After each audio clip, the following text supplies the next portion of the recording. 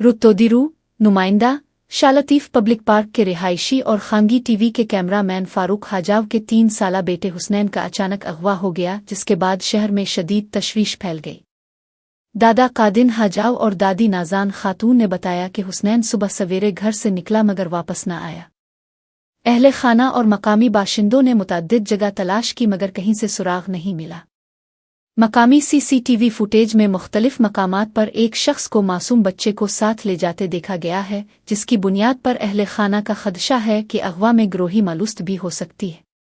अगवा के बाद 7 घंटे गुजरने के बावजूद अहले खाना का कहना है कि पुलिस ताहाल मुअस्सर कार्रवाई नहीं कर सकी और मुतासिरा खानदान से राब्ता कम रहा।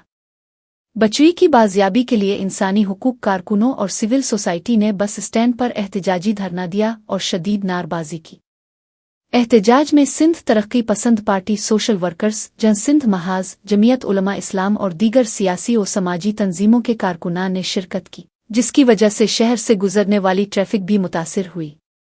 एहतजाजी रहनुमाओं अयाज सारियो, अली असगर नौनारी, पहलवान जोयू, मकबूल मंगी, खालिदोव अख्तर बुलेदी, अयाज बुलेदी, हबीब सिंधी, आबिद सुमरू, गाजी अब्द अलिले, मौला बख्श बरूही, वफा जमान जोयू और दीगर ने मुतालबा किया कि पुलिस फौरी तौर पर सीसीटीवी फुटेज की बुनियाद पर अगवा करने वाले को गिरफ्तार करे और हुसनैन को फौरी बाजियाब करा कि इसके वारिसों के हवाले करे।